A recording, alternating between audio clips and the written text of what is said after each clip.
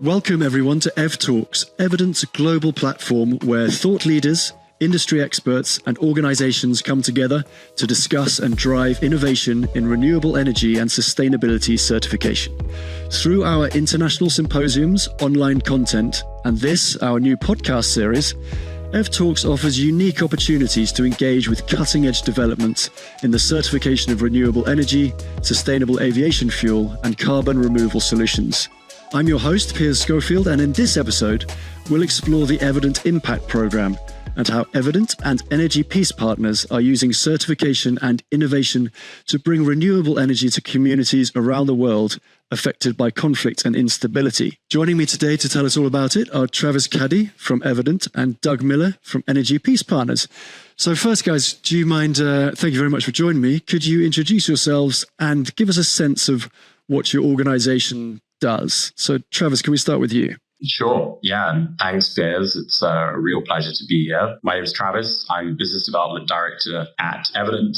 I lead a lot of our market development for the expansion of IREC into new markets as we're rapidly scaling it to be the global standard for renewable energy certification. I also support the expansion of our work into new environmental asset classes across sustainable aviation fuel and carbon removal. But today we're really here to talk about renewable energy. And I think one thing I'd say is that one of the key successes of IREC has been our governance structure and the fact that we have this open framework that allows for global standardization with local implementation. What does that actually mean? It means that we have over 30 local issuers who are responsible for issuing IRECs worldwide across the 60 markets that we operate in. These range from government agencies, government-approved entities, but also various non-profits and NGOs.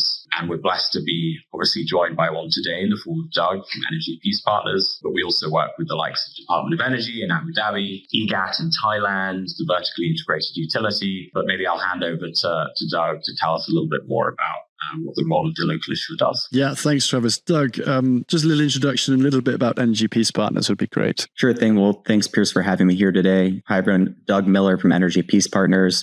My role is a Director of Market Development at EPP. And essentially what Energy Peace Partners is a US-based nonprofit with a team based in the States as well as in Kenya. And essentially what we do is we support renewable energy as a building block for peace. And so essentially the idea is how can we expand clean energy access in the world's most fragile communities and use energy access to help address the common denominators of a thriving community, help communities achieve better health outcomes, better social outcomes, better educational outcomes, grow their businesses, et cetera. And essentially we do this by developing climate finance solutions, namely the Peace Renewable Energy Credit, the Peace Rec or the PREC, which you'll hear more about later. We also, based on the origins of our organization, where our founders got their start in peacekeeping, we also work alongside the United Nations, our work called Powering Peace, where we help enable the UN to move toward using more renewable energy, particularly around their refugee sites and similar facilities around the globe. Our third area of work on top of the financial innovations, the Powering Peace work, is our peace impacts research. And this is really novel research that looks at, okay, when we expand energy access in fragile communities, what actually happened? What are the benefits in terms of socioeconomic development, business development, et cetera? It's a novel science, but we are working to develop the quantitative and qualitative metrics to assess the positive impacts of renewable energy in these communities. That's really interesting. So that connection between renewable energy and peace building or community building in communities is fairly clear. What's that connection with the certification as well, the renewable energy certification? How does that feed in, Doug?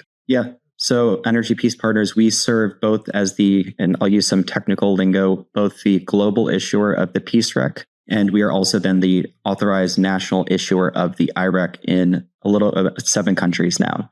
So what that means is that essentially, as it relates to different projects, we essentially receive applications around the renewable energy facility or the device, as it's called in the sector.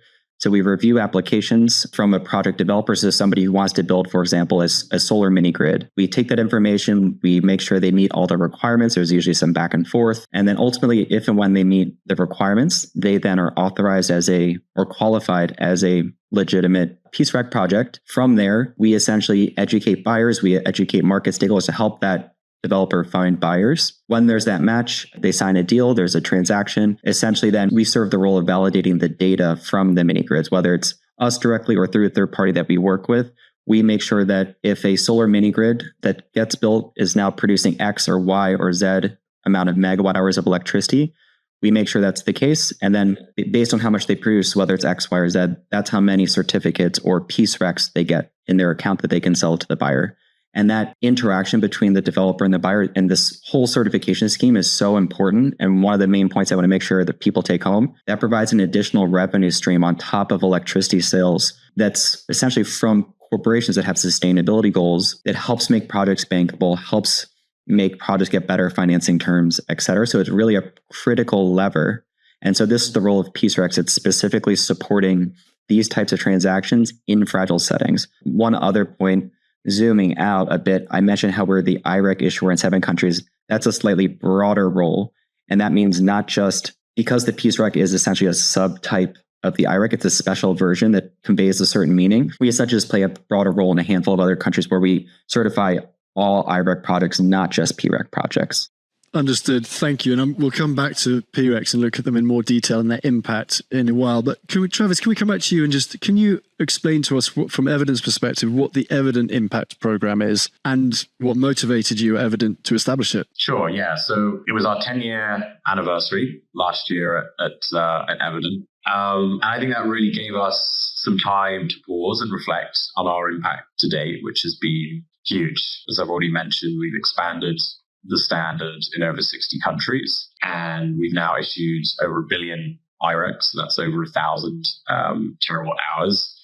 But we're always wanting to do more.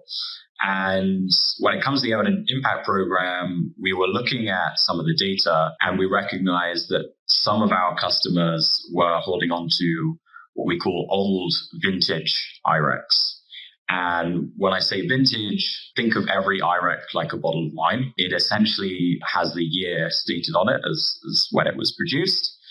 And for whatever reason, some customers may not have been able to offload all of their IRECs. They may not have been able to find a buyer to match with their consumption. And unlike a fine Bordeaux, IRECs tend to depreciate in value over time. And that's because companies are typically trying to annually match their electricity consumption with verified renewable energy from within the same year. So once it has reached a particular vintage, they often remain unused or unredeemed, just sort of being left in their accounts. So we created the Evident Impact Program to offer an alternative way to utilize IRECs beyond just traditional Scope 2 reporting, where you're matching consumption with production, transforming that redemption, so the retirement of these certificates, into a direct mechanism for advancing very specific social and environmental goals. And so what the program does is it allows our customers to redeem IRECs and have 100% of the proceeds or the redemption fee that we would normally take go to a charity listed on our website. And these are typically charities or nonprofits that are aligned with the United Nations Sustainable Development Goals. This includes UNICEF, but also Energy Peace Partners, hence their presence on this podcast. They've been a big supporter. And for us more broadly, I think Evident Impact Program is about offering an additional framework for leveraging IRECs to address some key global challenges and an expansion of the value as more than just a reporting instrument, but really a vehicle for impact.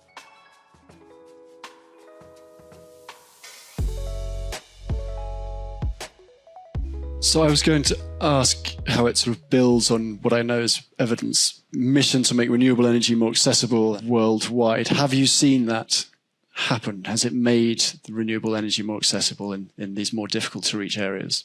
Yeah, I mean, definitely. We've already had some impact purchases come through, and in these instances, they're allowed to essentially nominate Energy Peace Partners as the beneficiary, so we can add additional revenue streams to these organizations working on energy access, which is a critical issue that I don't think gets spoken about enough when it comes to renewable energy.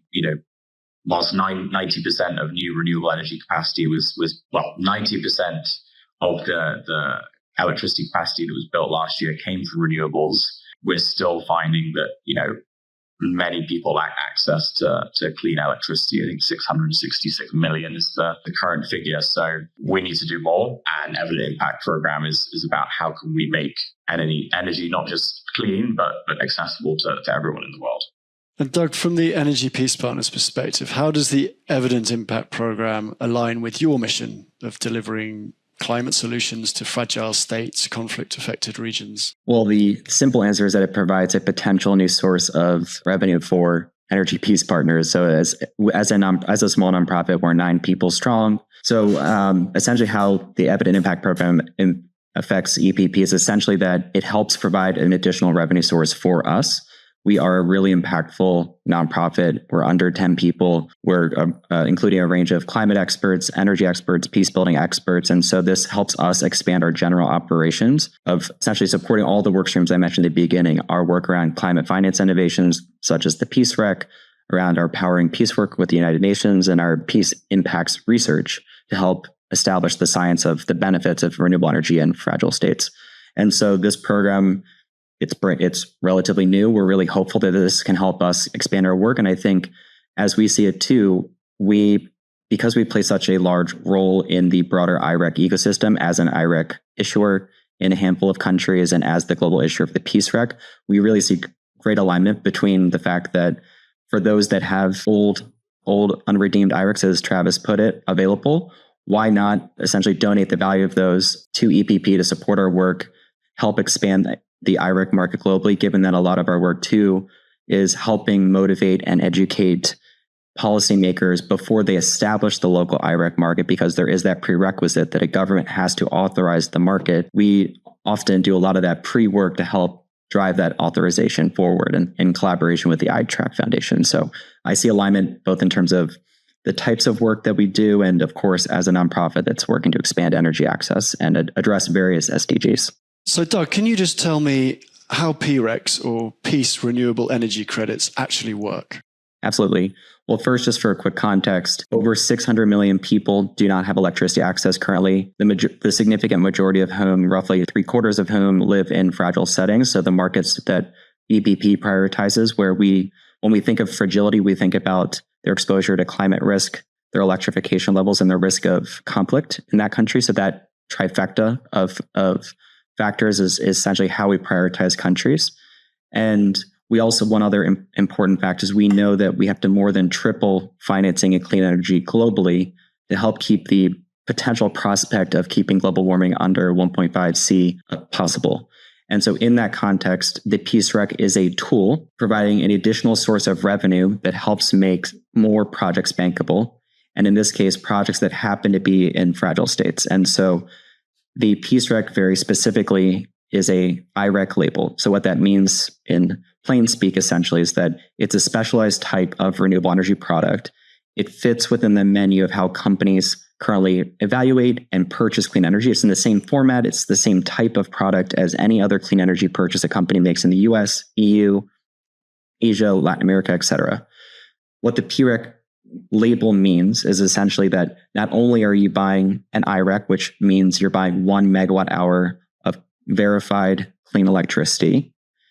On top of that, it means that you are supporting clean electricity in a fragile state, typically in a remote community, and where in more cases than not, the revenue from the Peace Rec itself not only plays a role in the mini grid, in helping finance the mini grid, but also a community project. So think something like a set of public street lights, electrifying a school or health center, of a business or productive use hub.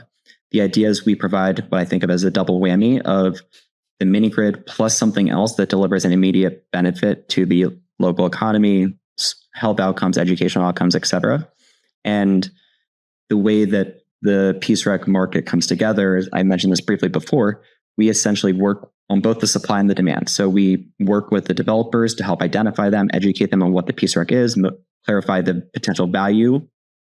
And then once they go through the application process, they get the stamp of approval. If they qualify, they can then sell PRECs. Then on the other side, we educate buyers, both directly through different buyer associations, as well as through third parties like consultants, advisory firms, traders. We educate those stakeholders who work with many corporate buyers to say, here's how you can make PSRX part of your strategy. And that essentially is to help us grow this two-sided market in tandem. And at this point, there have been about a dozen transactions. There's some currently getting finalized right now, so there'll be more soon. And at this point, we've deployed projects in 5 countries, benefiting 215,000 people so far. The last point on this is that this might sound small, but the impact has been quite large. So the monetary value of the PSRX transactions have been just over $1 million. So that's not very large in the grand scheme of things. But I think it's really important to say this is really efficient money, in that with just that amount of money, that provided that little push over the hill to make all of these projects bankable and benefit over 215,000 people. So can you give me a couple of clear examples of those actual projects on the ground, where they are and how the benefits have worked? You've talked about street lighting, for example. Explain to the audience why that is so important. Of course. Yeah. So the projects so far have been in Somalia, Chad, Democratic Republic of Congo, or DRC, South Sudan, and Nigeria. And the ones I'll just call up only because they were the first ones. And so it helped establish the market and bring attention. And I'd say also the credibility, because of the nature of the companies involved, is there were transactions in the DRC by Microsoft and Google, and those were linked to public streetlights. And then project with Block in South Sudan that was linked to electrifying a hospital. And I think these are both interesting because they show the different flavors of PREC, where the PREC is a common denominator across different projects, but there are these different community products that can help differentiate from one to the next, and buyers might prefer one over the other. And in the case of the public street lighting projects in the DRC, that's interesting because not only was the story about expanding electricity access, but it was also about delivering economic benefits, because when the lights are on later, people can engage in commerce for later in the day. And similarly, safety benefits, particularly for women and kids who going to and from, it just provides that safety because you can see where you're going, et cetera. In terms of the work in South Sudan with Malakal, that's exciting because the benefit was directly around health outcomes. So with better health outcomes, expanded electricity access, that delivers not just the standard expansion of energy, but also better health. And I think just pulling this out, this feeds into the broader idea and the peace impacts research I talked about earlier, and that this, I think, helps paint a little bit of a picture of where we're going with trying to understand the multiple benefits of expanding energy access in these contexts. That's what I was going to ask. I was going to ask in terms of how you measure impact, positive impact on the ground. You mentioned $1 million, you mentioned 215,000 people. If I may say so, that sounds like an underestimate in terms of the 215,000 people. Street lights on a place like Goma and DRC are valuable to a lot of people. So is there a way that you can measure almost those wraparound secondary benefits? The core of the question, we work closely with developers to gather certain types of information about the number of community members that benefit in terms of hooking up to the new electricity access and those who are expected to use these new community centers. And in terms of the actual broader way that we engage in our peace impacts research, it's both qualitative and quantitative assessments, so a couple of different methods. And essentially, we gather data and orient the findings around what's called the positive peace framework. I will go into depth around that. You can find more information on our website, but essentially it's 8 different pillars around essentially what does a well-functioning community look like just generally.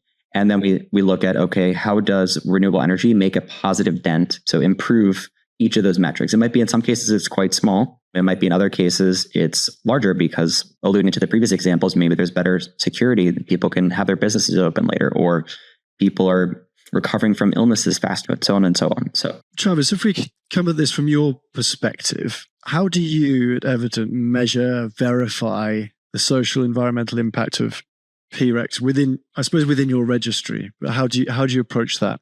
Yeah, so a lot of this does get outsourced to independent organizations like EPP, Energy Peace Partners, but everything obviously gets funneled through the registry. Evident is the accredited registry operator for IREC. What does that actually mean? Well, the registry is essentially a ledger of authenticity, and it's really the trust machine behind any IREC transaction. It's where all IRECs get issued, can be transferred between accounts, and ultimately redeemed to support a certain claim.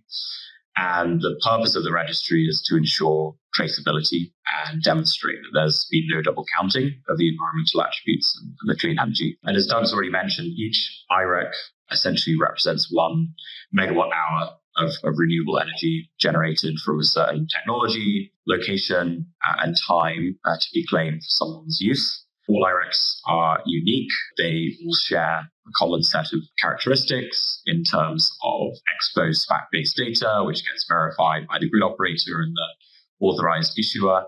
And they obviously then will get booked onto the registry. And a lot of people may criticize IRECs for being a bit of a blunt instrument. Some people call IREC the vanilla IREC, the plain and simple version. But I think that's one of its real strengths, is that it's essentially open for innovation, and it can be an information carrier of many other different types of attributes or sprinkles on that vanilla ice cream. EPP, PSREC being one of them, where we can leverage the expertise of local stakeholders to demonstrate that 1 MWh of electricity produced has maybe gone on to support many other social, environmental, economic benefits. PSREC being a very specific sort of use case.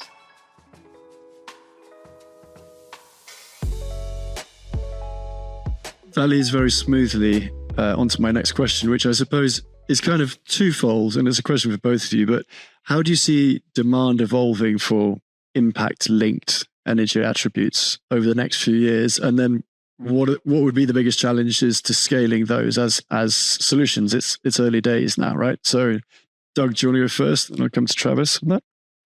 Sure. Well, in today's geopolitical environment and just broader market, there's a lot of uncertainty. That being said, it appears that voluntary markets are once again being resilient, that the market is continuing to move in an upward direction. Perhaps I'd say not as quickly or as aggressively as it may have turned out if there have been different electoral outcomes in different parts of the globe the past year. And so voluntary markets are proving durable, which is important. And so that means there is a strong and continued market for companies that are purchasing clean energy internationally in the form of IRECs, as well as in Europe in the form of guarantees of origin, and the US in the form of RECs, renewable energy certificates. When we think about impact comes in many forms, and each company defines impact in different ways. They usually align it with their own corporate strategy. And more companies are asking for more, I use air quotes, more impactful clean energy offerings based on a definition that a company decides. There are some specific themes to different impacts that companies are prioritizing. So, and I'll just quickly highlight a few, and then I'll go into other considerations. So on one end, a growing number of companies are thinking about how can they channel their procurement dollars to the places and times that are the most carbon intensive. In other words, if there's only so much money out there in the voluntary market, let's channel them to those places and times that could use the most clean energy to help reduce emissions in those particular grids or times of day. There is then a different group of companies that are interested in looking at a different theory of change, which is the idea of let's buy clean energy at the same time of day as day by day across the year as what I'm consuming locally. The idea is really focus on local impacts, making it a very specific type of matching claim. There are then other companies that are looking to grow the market through their supply chain and customer relationships. So this idea of how can a company expand the voluntary market by working with suppliers upstream and customers downstream to enable and support them with purchasing clean energy, and in some cases buying clean energy on their behalf to reduce essentially value chain emissions, or what's called scope 3 emissions. And then there are others that are looking at the community and social impacts of clean energy. And so that's where, for example, the PSREC in particular comes in. The big caveat with all of these points I just made is that, yes, there is this growing interest. It's still unclear how much more companies are willing to pay individually for these types of projects. So there is this theme where companies are putting more pressure on those who are selling renewable energy to achieve these targets. But then it's unclear at the end of the day if that work is coming through in terms of transactions. That being said, there is interest. It is growing. My point here is that the amount you will read about impact might be overstated in terms of the transactions you're seeing currently, because at the end of the day, more impactful clean energy is more expensive, typically. Not always, but typically. And in the case of PSRECs are roughly 10 times more expensive than the typical clean energy transaction in the EU or North America. But the important point is that the volume is much, much smaller proportionate to the other transactions. So the actual budget requirement is quite small. And the last point here, one thing we've been spending a lot of time on and developing new guidance and resources for to educate buyers and then buyers advisory firms in particular is to think about higher impact solutions not on an island by themselves. Too often a company will internally pitch a high impact project on its own.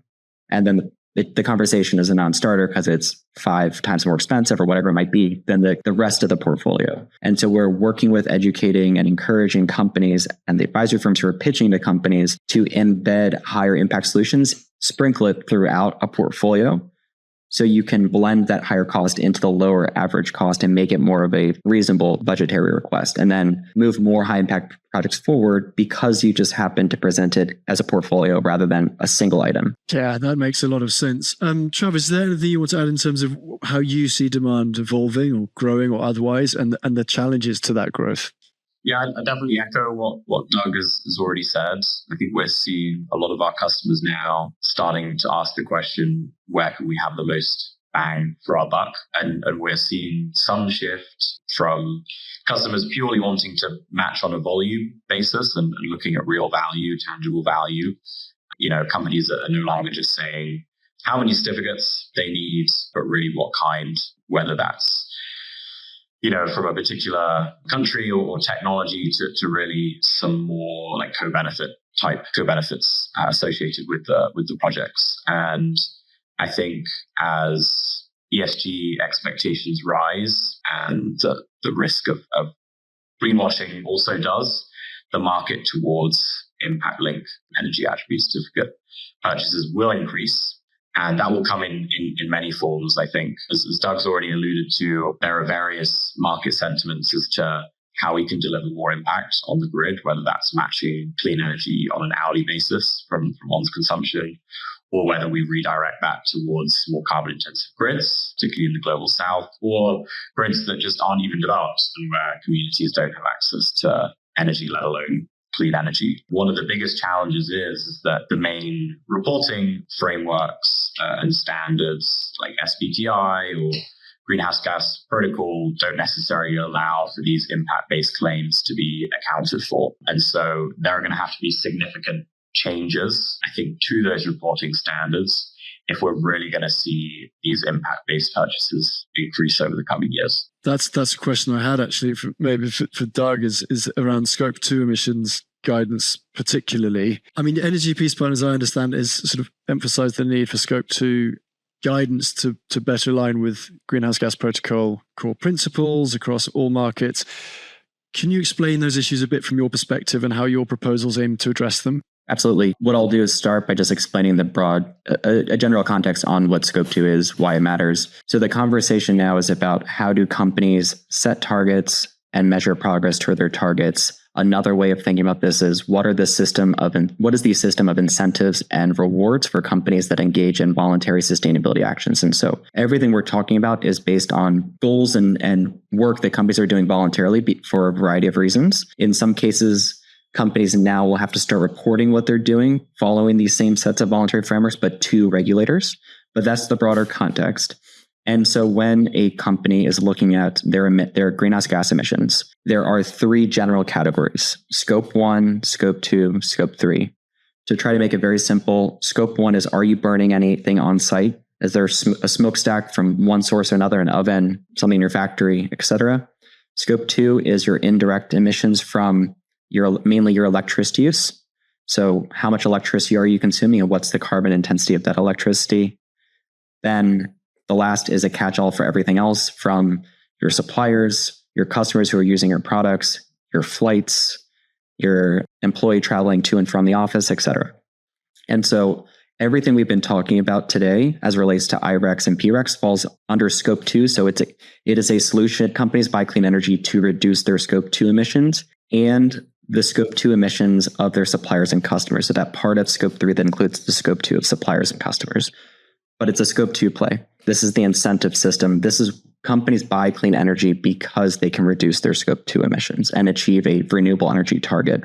And so right now, as was already mentioned, the frameworks for both SBTI, which is the target setting framework, the framework by which companies set a science-based target. That's what SBT stands for. That is under revision. So what a good goal looks like is changing. And then in parallel, how to do the carbon accounting is changing. And so there's two things moving at once in light also of broader geopolitical movement. So it's a complicated time to be a sustainability manager, many of whom also have smaller teams than they did 6 months ago. So hats off to those teams. But essentially the debate around Scope 2 has been the most heated. And essentially the question is, what counts to claim you've reduced your Scope 2 emissions or your clean electricity purchases or your electricity-based emissions?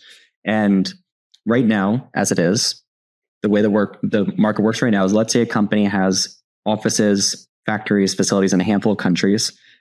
Essentially, if they have a 100% clean energy goal, they want to achieve zero on their market-based emissions. They essentially, let's say they're consuming 100,000 megawatt hours a year scattered across those countries. They will then buy 100,000 certificates, and depending on which of those countries are, they'll buy proportionally in each of those countries the volumes in the form of IREX, guarantees of origin, RECs, et cetera. And that's how they will achieve, and they'll do this annually, and that's how they achieve a zero market-based emission or 100% clean energy target. And so the incentive system here is, it tells companies buy clean energy at the same volume annually as where the countries or markets where you're consuming electricity. And what's under debate is whether, one, we need to narrow the market boundary. What I mean by that is if a company should buy closer to where their physical operation is, for example, and or if we should recognize when companies are, for example, supporting clean energy, not where they're located, but where the grid is more carbon intensive. And so as you could probably imagine, that's very quickly leading to a lot of debate and different ways of where the conversation might go. For EPP and the Peace Rec, to date, only one deal has included a Scope 2 claim. I think that's important to note. All of the deals so far have not been about an emission reduction claim per se, at least in the conventional Scope 2 sense, because in most cases, companies do not have a physical footprint in fragile countries. So they don't have Scope 2 emissions in the countries where Peace Recs are available. And so in other cases, the company thought about the Peace Rec as essentially something that could help elevate the overall strategy that they had as a company. So they supported Peace Rec, even though it was outside of their market, so that they could achieve other goals they have. And the way that a company might choose which country to support the project, for example, might be the country where you have a critical supply, such as cobalt for tech companies. That's why the DRC is interesting for some companies. Or maybe you rely on coffee, so you might prioritize a different country. And so we've done some research, for example, offering those details about how a company might think about where their value chain partners likely are physically, even if it's 2 or 3 steps removed, to inform where they buy PRECs. There was one company that engaged in Scope 2 play, and so that was exciting to see.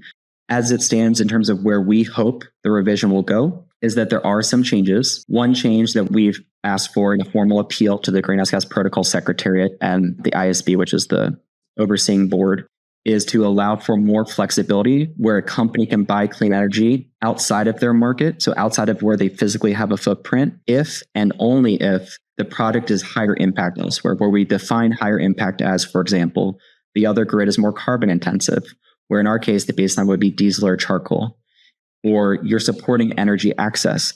For example, does a country have 60% electrification rates, and a couple of other factors. And so one, we're asking for a little bit of flexibility so that companies can pursue more ambitious strategies and get recognized when they do engage in these strategies, because right now there's no guidance.